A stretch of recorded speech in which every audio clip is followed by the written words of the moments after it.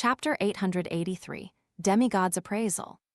In the book world, just as Klein appeared in the city outskirts, he immediately took out remnant parts of the dark red soil and picked up a withered branch.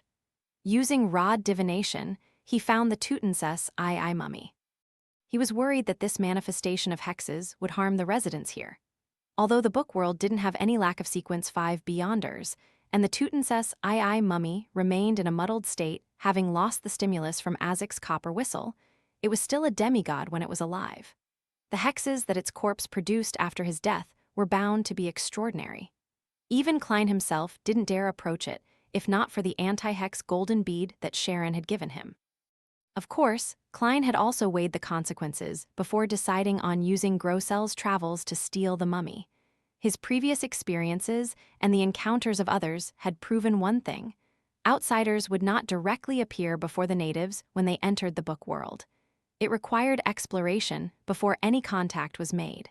This was especially so for the first time. Therefore, Klein believed that the mummy was likely left somewhere uninhabited. And with this zombie's condition, it was likely to be engaging in a random walk. It would be difficult for it to explore in different directions autonomously like humans, elves, or giants. This also meant that, as long as he didn't drag it out, it wasn't likely for there to be any losses. Furthermore, it had only been about 3 minutes since Klein smeared the blood-soaked soil across the book's cover. Following the direction led by rod divination, Klein flew towards a nearby mountain peak. Soon, he came to a valley. At this moment, the Tutenses II mummy, wrapped in yellowish-brown bandages and was dyed red from liquids, had appeared. It was still wearing the golden mask with patterns across it. Its throat was letting out an inhuman sound as it rushed over with wide strides. The surroundings turned gloomy. At the same time, many incomplete animal carcasses tore away the soil covering them in the valley as they staggered towards Klein. Having his spirit body augmented by Azek's copper whistle, Klein immediately chuckled. What a warm welcome! He unhurriedly threw away the branch and raised a blob of black matter. This was a Soul Assurer's Beyonder characteristic, which he had released from the mutated version of Creeping Hunger. At its core was pure shimmering light that looked like a night sky embedded with stars. Invisible waves spread out in a turbulent manner, as the surroundings suddenly darkened, as though night had fallen at once. The serene and peaceful feeling was accompanied by the fall of starlight. The animal carcasses first turned sluggish before collapsing, returning to their eternal rest. The mummy also slowed down its pace, its motions growing slower and slower, but it didn't lie back down. Directly using a Beyonder characteristic isn't very effective after all. Furthermore, the negative effects are nothing trivial. Klein couldn't help but cover his mouth with his left hand to yawn. He made Creeping Hunger turn pale and become dyed in a gloomy green. It used the power of a zombie to control the deceased in front of him. The two stacked Beyonder effects finally calmed the mummy down. With embedded onyx gems for eyes, it slowly walked to Klein's side and stood there silently as though it was the most professional servant. Unfortunately, it has hexes. From inside his spirit body, Klein immediately took out a golden bead with the styles of the ancient Highlands kingdom. On its surface was deeply engraved bluish-green patterns. It came from Sharon and was specially prepared for the Tutenses II mummy. It could effectively suppress and put an end to the hexes. Otherwise, how could the wraith dare to cast her sights on the pharaoh mummy? After twiddling the golden bead, Klein made the Tutenses II mummy open its mouth, before stuffing the bead into the mask's gap where the mouth was. In just a few seconds, the gloominess of the surroundings vanished. After doing all of this, he took a step forward and, with his spirit body state, possessed the mummy. Then, without any hesitation, he ended the summoning and returned above the gray fog. This mummy had already become his zombie, allowing him to release it just like he did with his former marionette, Senner. There was no need for him to store it in his body. After doing a bestowment, the mummy, which was rich in spirituality, returned to the real world and arrived inside the cheap motel. After Klein cleaned up the traces, he reached out his right hand, about to grab the mummy's shoulder and teleport back to the 2-bedroom apartment where Merrick and Sharon were. But after taking a look at the oil-stained yellowish-brown bandages and the dark red liquid on it, Klein silently retracted his right hand and switched to using his gloved left hand. After holding the mummy's shoulder with his left hand, he immediately began to fade, and this effect quickly spread across his body. In just a flash, Klein and the mummy had returned to the apartment from before. He wasn't in a rush to open the door to present it to Sharon and Merrick. He took out his golden pocket watch and opened it. Another 36 seconds before its 5 minutes. Klein made the mummy pull out a chair and sit down leisurely. After a while, he finally heard a knock on the door. "Come on in," Klein replied with a smile as he controlled the mummy to walk over. When the door creaked open, the thin figure with the golden, patterned mask and yellowish-brown bandages was reflected in the duo's eyes. This figure's onyx gems shimmered before it swiftly lay itself down on the ground. Momentarily, Sharon and Merrick were at a loss for words. Having already used a wall of spirituality to isolate Azek's copper whistle, Klein dispelled his control over the zombie and pointed at it with a smile. "I'm leaving the rest to you. And that brings the curtain down for my directed play."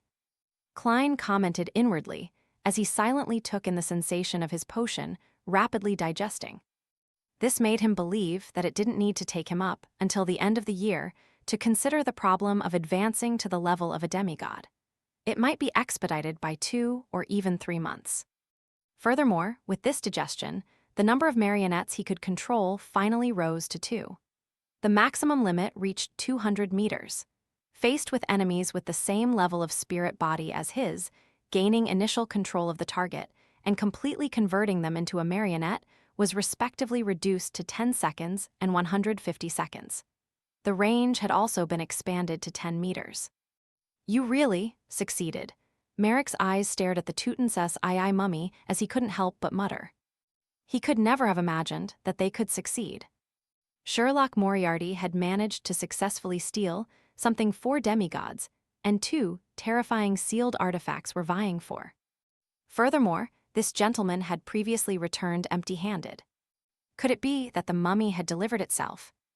Deep inside Sharon's blue eyes, her emotions were concealed and they were completely calm. She scrutinized the target. After confirming that it was the pharaoh mummy and that it was Tutanses II, she cast her gaze to Sherlock Moriarty, who was seated with his legs crossed. She opened her mouth slightly before closing them. "Thank you. I'll mail you the corresponding payment." "I'll wish you all the best in everything," Klein replied sincerely. He then silently had a poignant thought. If Miss Sharon can successfully advance to Sequence 4, it means I'll have an additional demigod-level helper. The saying from the Foodaholic Empire is apt: rely on your parents at home, depend on your friends when out.